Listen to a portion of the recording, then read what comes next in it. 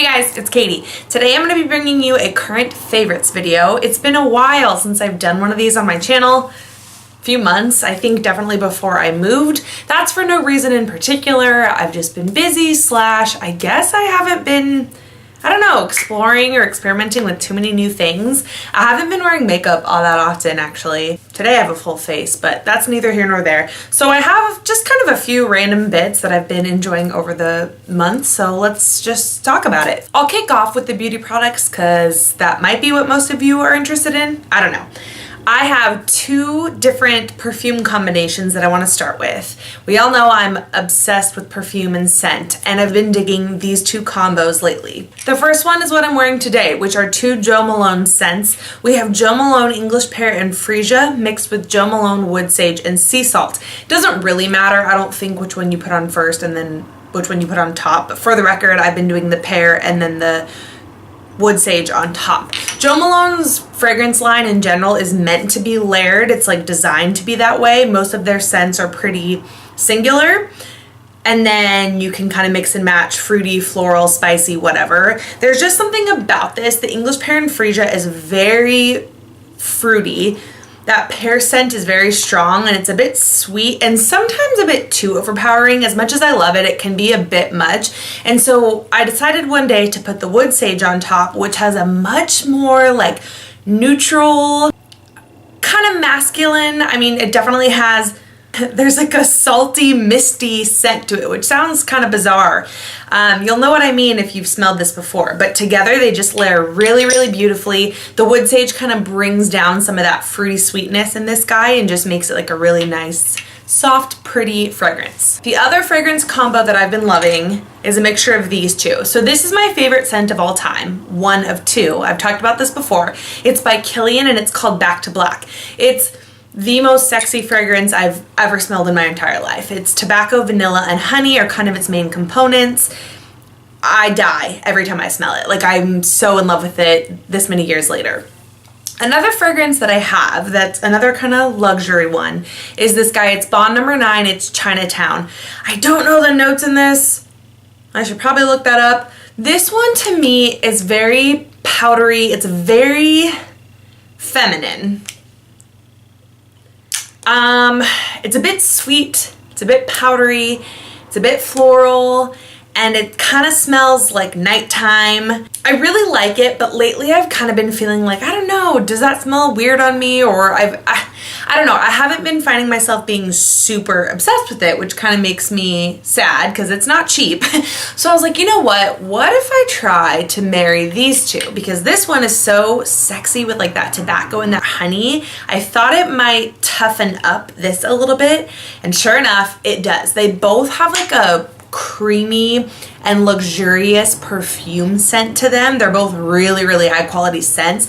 So that helped them like partner as well. And then, like I said, this one's a little bit more delicate, feminine, powdery, sweet. And this one's a little bit more like, boom, I am here to be noticed. And so together they're really, really like spicy and sweet and magical and delicious. So highly recommend that combo. Both of these are amazing on their own as well. Even though I've been feeling a little funky about this one, I think I'll like it more in the winter time. You know, it's summer right now, or the end of summer, but that's been a great combo. The next beauty product I'm going to talk about is a moisturizer. It is this guy right here. It's by Clinique. It's the Moisture Surge Extended Thirst Relief. I think they have two different kinds of this. This one I believe is like the gel one, and then I think there's more of a more cream-like one. This is what Makeup by Tiffany D here on YouTube raves and raves and raves about. I think she was one of the reasons why when I ran out of my last moisturizer, I was inclined to try this one. And I'm happy that I did. Clinique is just an old school, tried and true brand in my opinion. It's kind of like no fuss. Again, that's just kind of my take on it. And this was fitting of that. So it's this really lightweight gel formula. And the tiniest little dab goes the longest way. For summer, it's been absolutely perfect because it literally feels like a drink of skin on your, you know what I'm saying, a drink of water on your skin. It just like instantly, it almost feels like water droplets just kind of dissolving on your face. It's not that, well, okay, this jar I think is like 50 bucks or something, but it lasts you a long time and you don't need very much. And then I just put my SPF on top. I use that day and night. So it's perfect. It's very hydrating. I would imagine, I have combo skin, kind of dry, kind of oily, kind of combo. So in my opinion, it's good for all skin types. I would imagine even oily gals would dig that because it's hydrating without being too heavy. And then for my dry people, it feels lightweight, but delivers that massive hydration. So you might think you need a really rich, intense cream, but you don't. That's kind of where that one is. Okay, next product is a makeup product. It's by Urban Decay. It's the Afterglow highlighter in the color Sin. It looks like this. It's kind of a nice like shimmery champagne color. It's the highlight I have actually everywhere today. I have it on my cheekbones, my nose, inner corner, brow bone. I put it on my collarbone even. So this was a highlight I got and I wasn't that excited to try it, I'll be honest. There was just something about it that I was like, I don't know. Like everyone talks about the different Becca, Anastasia, the like, wow. Okay, let me phrase it this way. I feel like there are two categories of highlighters. I feel like there are the in your face, you're glowing from outer space, blah, blah, blah, like the Becca, the Anastasia, I don't know. I can't think of any others off the top of my head right this second, but the bam, wham, bam, thank you, ma'am, like beaming highlighters that are very in or a lot of people like. And then you have your very, very subtle highlighters. You have your Hourglass ambient powders. You have your like Perricone MD no highlighter, right? Really, really subtle, really pretty, kind of natural looking. And I feel like for the most part, people fit into one of those two categories. Well, this one, while I do think it leans more towards the in your face, very glowy highlighter compared to the subtle one, it kind of has this sweet spot right in the middle that I haven't experienced too often. And I actually kind of love it. I kind of dig it. It almost swatches like it's a little bit chunky. And you like, I think my first thought was that it wasn't going to be all that great, but then I wore it throughout the day and I loved it. In certain lights, it looked intense and vibrant, and then in other lights, it just looked really, really natural and luminous. And I don't know what else to say about it. It's like a perfect sweet spot in the middle. Like I said, there are other colors in that 8-hour line. I'm sure they're all great, but this one just happens to be the one that I have and that I dig for my skin tone. So that actually wraps it up in terms of beauty products. Next, I have a few random things. So I will start with, well, okay, I'll start with a food item. It's probably like old news by now. I feel like if you have an Instagram, you had to have seen an advertisement for this or something. But it is Halo Top ice cream. I discovered this a while ago. I think I would see those ads a lot and kind of like, I don't know, I didn't really think anything of it. I just thought it was like an ad, whatever. But one day, me and Travis, so months ago, right when I first moved here, like early June, we tried it. We bought a little pint or whatever at the store. And depending on the flavor, the entire pint will have, I think the lowest ones are maybe like around 200 calories. Don't totally quote me, but around 200 calories for the whole pint. And then the higher end ones are up to maybe like 350 calories, something like that for the whole thing. So we tried one. I think the first flavor we ever tried was birthday cake. And both of us were shook. We were in such awe that it was so good, so creamy, so sweet, yet I have a freaking pint of it in my freezer right now. I'm honestly just being, okay, I'll go get it. Hold on. This is obviously going to melt, so I have to talk fast here. But this one is peanut butter cup. This is another really like bomb flavor. They're all good. We've tried like most of them, except now they just brought out, I think it's like 7 new flavors. And I'm like, I haven't seen them in stores though, so I'll keep an eye out. But anyway, this one, the entire thing has 320 calories. So if you wanted to just go to town, Bridget Jones' Diary, like eat your feelings and eat the whole thing, 320 calories is not that bad for like a mega splurge, right? But I mean, I don't eat all of this at once. Me and Travis will share them, and sometimes we'll have a couple different flavors and we just eat them right out of here for the most part. So it's a half a cup is a serving. There are 4 servings in the thing, and it's 80 calories per half cup, 3 grams of fat, 6 sugars, which is not too shabby considering what like a normal ice cream would be. And then 5 grams of protein. So just all in all, This stuff is amazing. I don't think it's not dairy free, or like depending if you have special diets, it might not work for you. Travis's soon-to-be sister-in-law, Michelle, she has like a dairy intolerance, but she can't like handle this very well. So unfortunately it doesn't work for like all, you know, vegan, dairy-free, blah, blah, blah diets. But if you're just looking to like get yourself a creamy treat and not have it be super bad for you, I highly, highly, highly recommend Halo Top. I'm going to jump into media stuff now. So the first one is a comedy special on Netflix that I actually just watched in town. Wait, that doesn't make sense. I just watched when my mom was here in town in Portland. It is Ali Wong, Baby Cobra. Let me preface this by saying it's extremely R-rated, so let's keep that in mind. It's not appropriate for the youth or anything like that. And it's very, what's the word I'm looking for? Crude. There it is. It's like very crude humor. So if you're okay with that, lots of cursing, lots of inappropriate references to many different topics, if you're okay with that, it was hilarious. Like, I don't really watch that many comedy specials in general, or even the ones on Netflix. Like, I know Aziz Ansari is really funny. I like him. Amy Schumer. I'm trying to think of other big ones. Like Jim Gaffigan. I've seen some of his stuff with my older brother, or like whatever, right? But no comedian really ever like gets me going. Like, a comedian special hasn't got me going since Dane Cook's Vicious Circle, which was back in like 2007. Like, I was a senior in high school. Me and my friends quote that until this day. In our daily vernacular, we use quotes from Dane Cook's Vicious Circle. Like, we loved that. I have it on DVD. And nothing has really like made me feel that way until this. Ali Wong, Baby Cobra.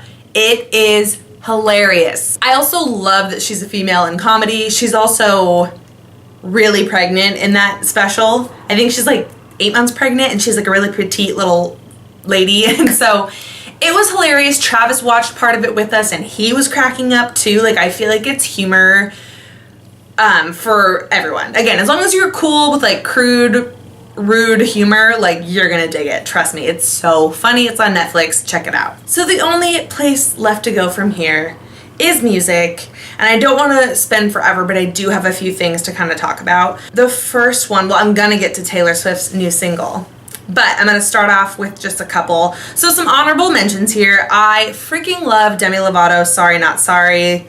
It's just a jam, and I really enjoy her. She has great vocals. It'd be nice to me to take it easy on ya, but nah. Baby, I'm sorry. I'm not sorry. Baby, I'm sorry. I'm not sorry. Julia Michaels also released a full album. The reason I put the quotes is because, okay, Julia Michaels sings Issues, and I feel like everybody knows that song. It became very popular, and I was very obsessed with it. I think it was in a favorites. I'm pretty sure it was like in my last favorites that I posted. So I was really pumped to see when she released more music. But her album, it should have been like an EP. It only had, I think, like 7 songs. So that was a bummer, but they were all really good, except Pink is weird.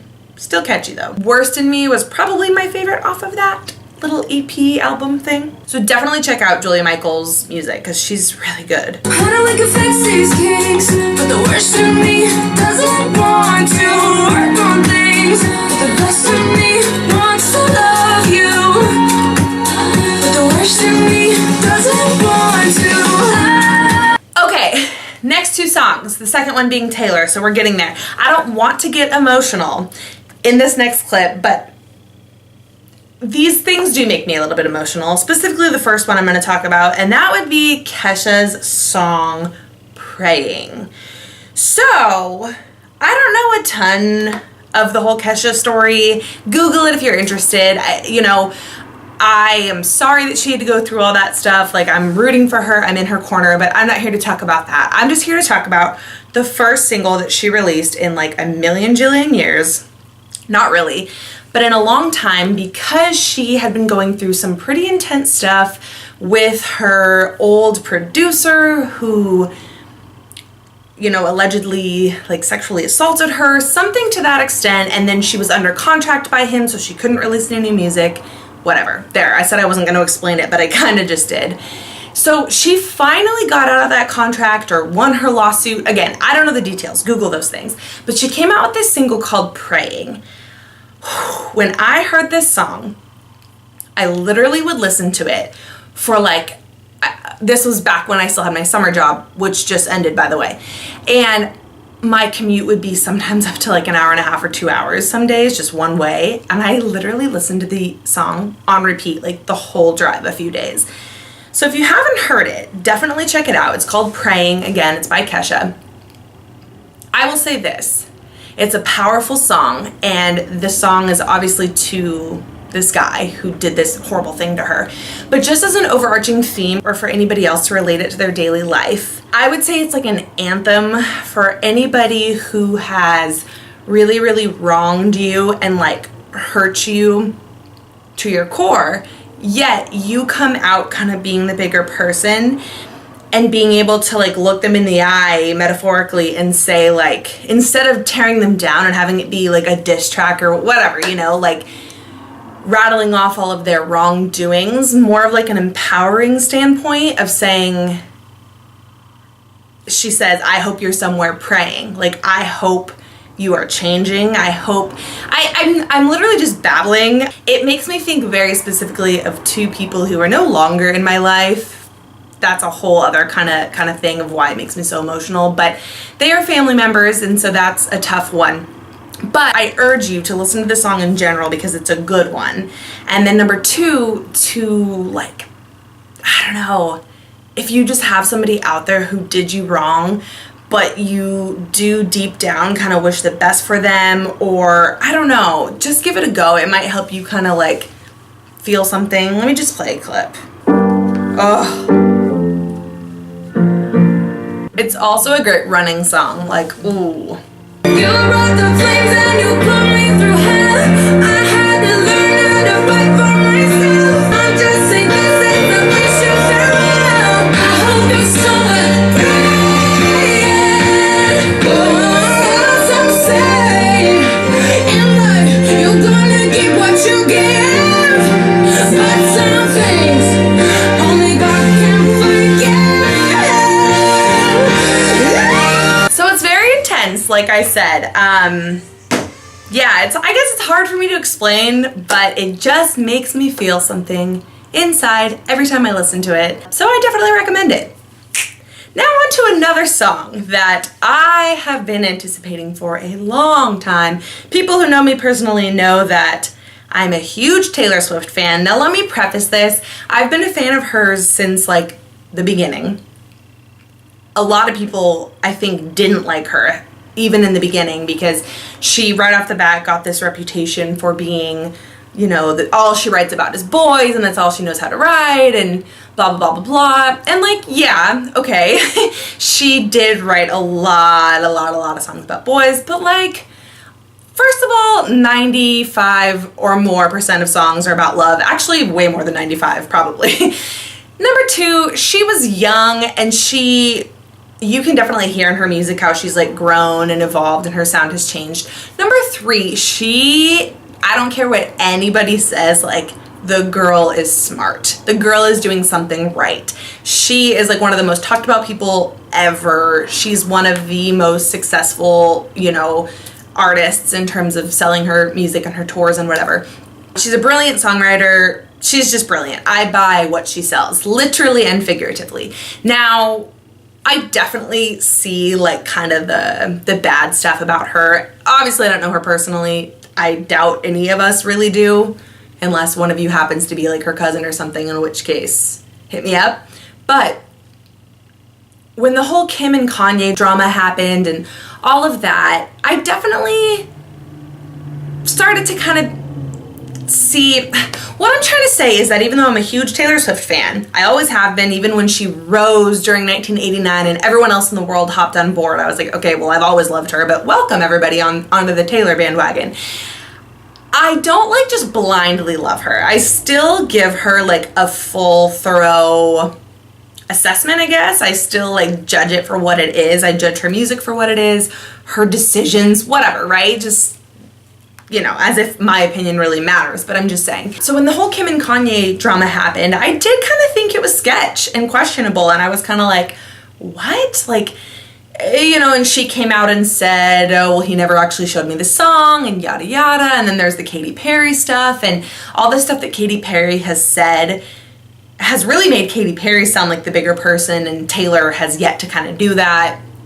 Of course, there are two sides to every story, so who even knows? But all I will say is that I am here for what Taylor is bringing. I was kind of skeptical, or just, I tried to be like numb or immune to even hearing this new song. I didn't want to get my hopes up too high. It took me about 3 times to like get into it, but Homegirl just has that magic touch where like you'll find yourself just listening to her songs on repeat, and sure enough, that's how I feel about the new one. So it's called Look What You Made Me Do. I'm sure we've all heard it by now. She has this whole like new reputation, which is the name of the album, and there's the line in the song about the old Taylor's dead, blah blah blah blah blah, and so it's very controversial and people are talking about it. Here is my 2 cents on the song, on the new Taylor. I am really digging Taylor's new song.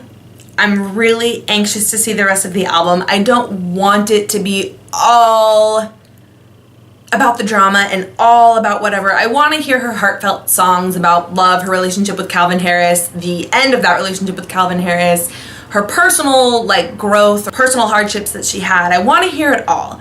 But I am feeling the attitude of like, forget all of you. And like, just, I don't know how to put it into words. I think it's just because I can really relate right now at the moment, unfortunately, to, I'm gonna keep this general and just say, being frustrated in / disappointed by people. I know that's a little bit cryptic and weird of me to say, but I just feel a certain frustration with certain things that have happened in my personal life, and so I can relate to this song at the moment. I think it came out kind of right in the perfect, I don't know, time. So I'm gonna quit rambling. We've all heard the song, I am sure, but let's give it a little snippy snip. I love that ominous like intro, and I love the artwork. Locked me out and threw a feast. What? The world moves on, another day, another drama. But not for me, all I think about is karma. And then the world moves on, but one thing's for sure, yours is in red underlined. I check it once, then I check it twice. Oh. Look what you made me do. Look what you made me do. Look what you just made me do. Look what you just made me do. The bridge is probably my favorite. I don't trust nobody and nobody trusts me. I'll be the actress starring in your bad dreams. Like, how can you not dig it? 'Cause she's dead. Such a jam. I'm here for it. Like I said, I'm so excited for the album, but I'm also nervous. You know, I love her and all of her albums so much that it's always a bit like, all right, like, play it cool. You don't want to be let down. So we'll see, but she's a smart gal. She's very talented. Like I said, this video was a bit long, a bit rambly, but it's been too long since I've done one of these. So thank you for watching. Let me know if you have any questions, comments, or concerns. Please subscribe if you haven't already, and I'll see you in my next video. Love you. Bye. I don't trust nobody and nobody trusts me.